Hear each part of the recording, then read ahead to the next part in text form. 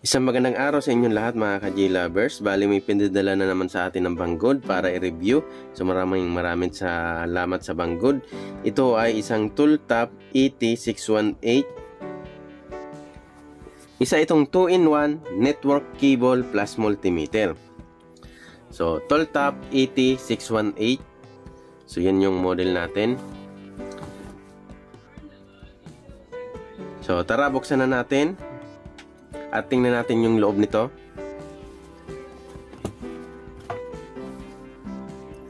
So pag binuksan natin ito mga ka-J lovers, mabubungadan natin agad yung test lead natin.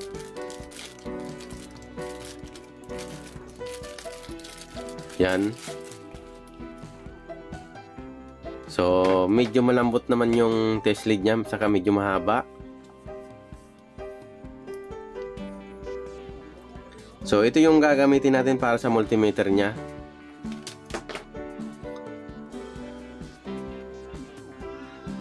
So ito ay Cat3 1000 volt 10 ampere.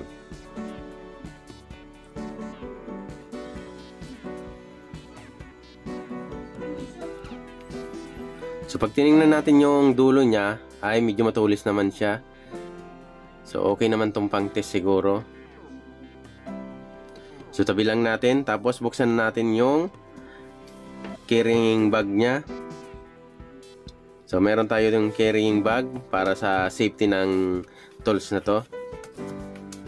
So tabi lang natin to.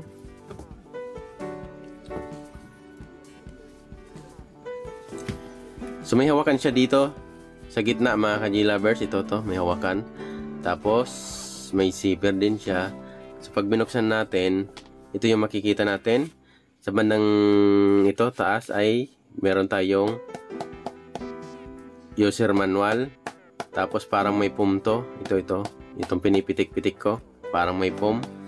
Para sa safety siguro to ng tools na to. So dalawang user manual to mga ka-J lovers. Isang Chinese, Chinese language. Tapos yung isa ay nasa English language. So, depende kung alin ang kaya mong basahin. So, tayo mga Pinoy, dito tayo sa English.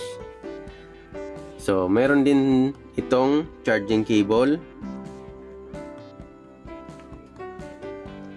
Yan, para sa pag-charge to ng tools na to.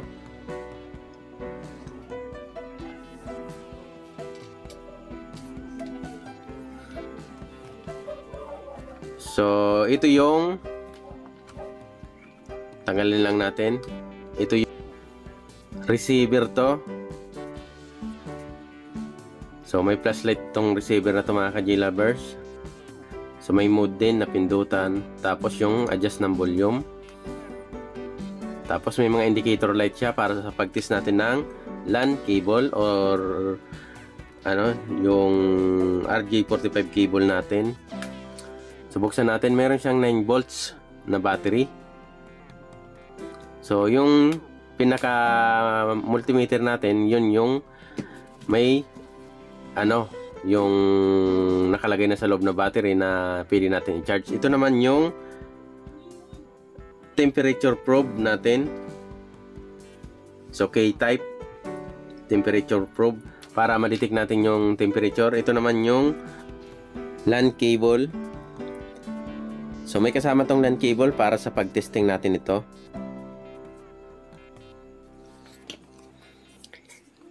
Ito rin, mayroon siyang parang LAN cable na may alligator clip sa dulo. So may RJ45 sa dulo din. So pang test siguro to ng voltage at ng continuity.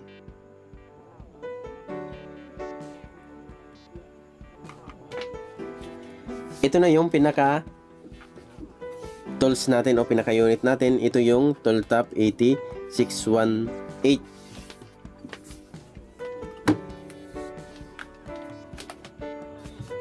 So, pag hinawakan mo siya, hindi naman siya gaanong kagaanan, hindi rin gaanong kabigatan. So, saktuhan lang. Bali, may 4 na button. So, nandito yung 4 na button yan. Tapos, parang may rubber siya sa bawat kanto. Sa may bandang baba, meron tayong tatlong port para sa test lead natin.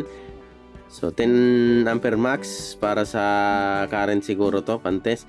Common, tapos yung volt, continuity, tapos resistant, diode, tapos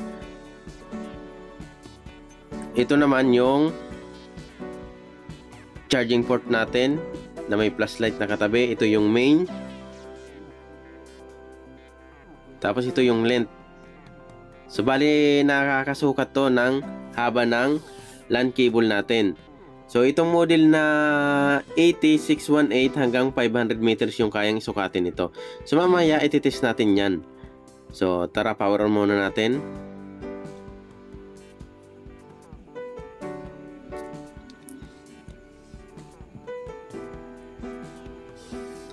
So try nga natin mag-test muna. Test natin yung LAN cable natin kung okay ba na pang test. So pasok lang natin to sa main, tapos dun sa receiver natin. So yan, nakatest na tayo, nakasit tayo sa test. Lagay dito natin sa main, lagay.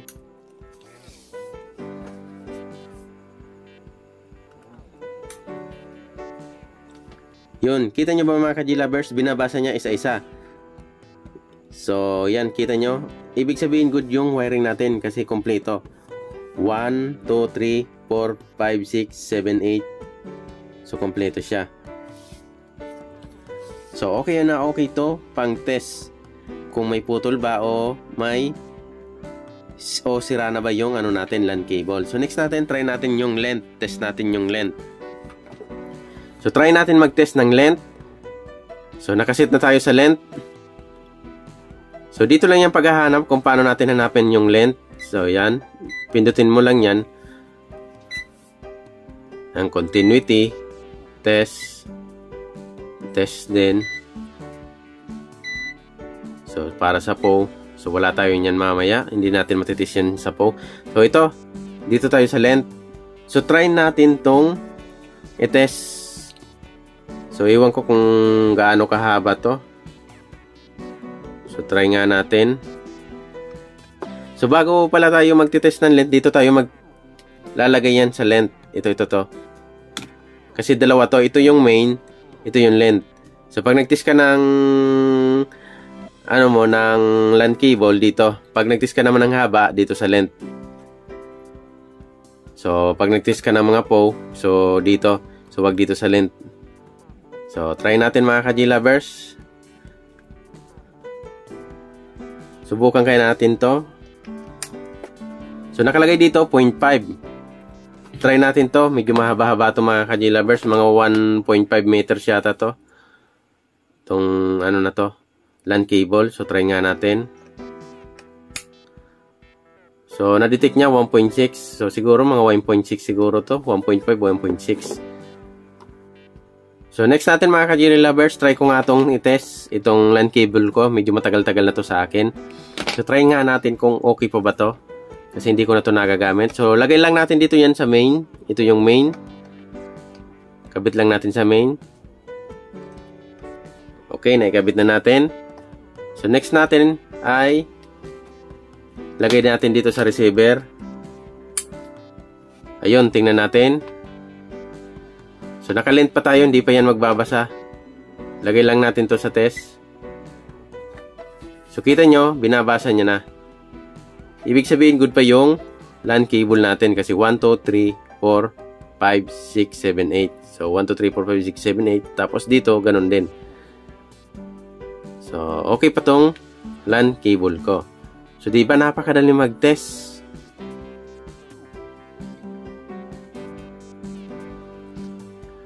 So, ito, pag hinul siguro to, lalabas yung flashlight. So, try nga natin. Tanggalin ko lang to. Hold down lang natin tong up arrow. Yan, flashlight na siya. Hold down natin ulit. Off. Off na. Tapos ito, sa ilaw siguro dito. Hold down lang natin. Yan, off na yung ilaw. Backlight, para sa backlight. Okay. Tapos ito, para sa function din to. Pwede mong pindot-pindutin to mga ka-G-lovers. So, try natin dito sa scan. Yan, pwede na tayo mag-digiscan.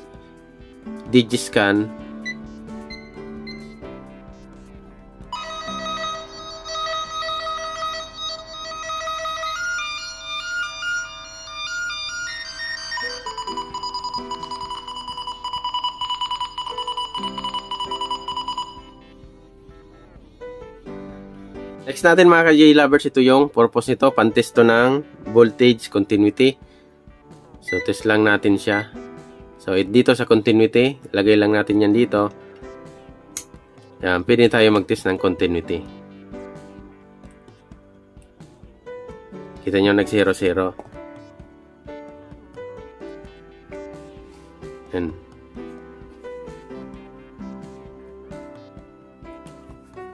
Try nga natin mga ka-G lovers pantest ng double echo na to. Try nga natin. So, naka-voltage tayo. Kabit lang natin yan dyan. So, meron tayo na-detect na 1.5.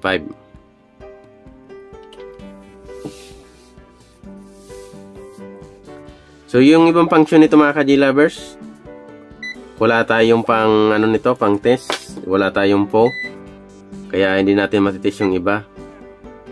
So, dito tayo sa pinaka-focus natin. Kasi pwede natin gamitin ito sa pag-repair. Lalo-lalo na sa mga electronics natin sa pag-repair. So, punta lang tayo dito sa DMM na to.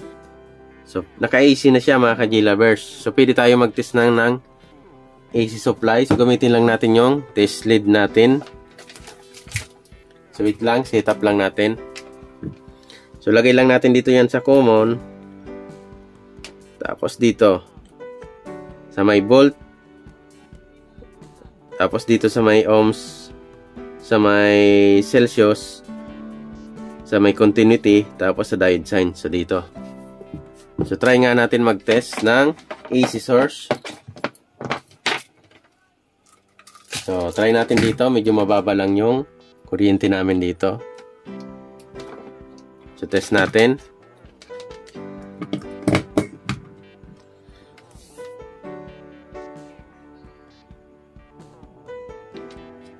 So, 181 volts AC yung kuryente namin dito.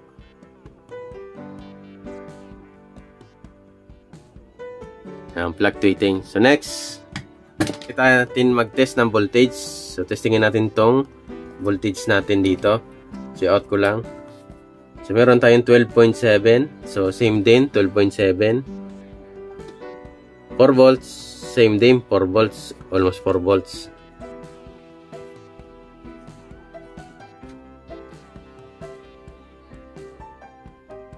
Yan, 4 volts. So, adjustin nga natin mga ka-G lovers. 5 6 8 9 16. So, almost 16 din. So, okay. So, next natin, try natin sa continuity. So, tingnan natin yung buzzer nito. Mabilis din mag-respond.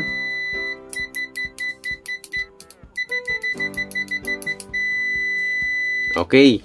Next, para sa diode. So, pagtitesto ng mga diode, transistor. So, tingnan natin. So, meron tayong diode dito. So, try natin. 0.5 yung forward bias nito. Okay, OL din. So, ang kinagandahan nito, pag naka-diode sign ka, pag shorted yung diode mo, madidetect mong shorted kasi magbabuzzer to. Yan ang kinagandahan nito. Yan. Malalaman mo kung shorted yung diode mo. Kasi magbabuzzer siya. Okay? Next natin, ito naman yung sa ano natin, temperature. So, ito yung kasama natin. So, ganito din paggamit niyan.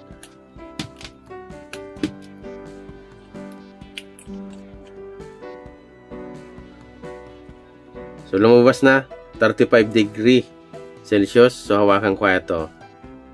Kita nyo, unti-unti siyang bumabago habang iniinit ko to. So, okay. Next natin, NCB. Ito yung non-contact voltage.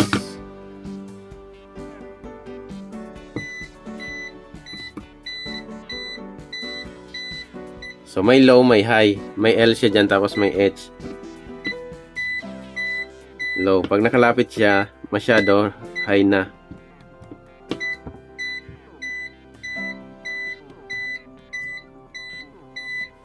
Okay. Next natin. So, sa resistance tayo.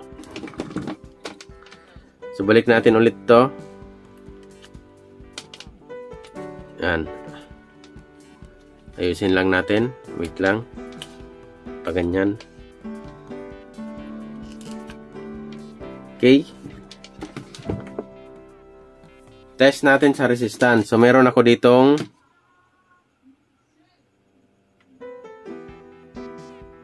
470K. So, testingin nga natin.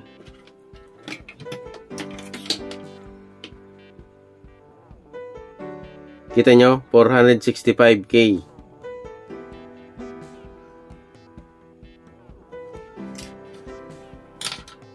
Ito, 100 ohms. Try natin dito sa 100 ohms. 93 ohms. O 94 ohms. So, next. Ito yung sa ampere. Sa pagtest ng ampere nito, ililipat mo lang to dito, tapos in series connection sa load mo. So, dito. Lipat mo lang yan dito para matis mo yung ampere. So, naka-AC ampere tayo. Yan. Ito DC ampere naman. Yan, may DC ampere tayo, tapos may AC ampere tayo pag test ng current.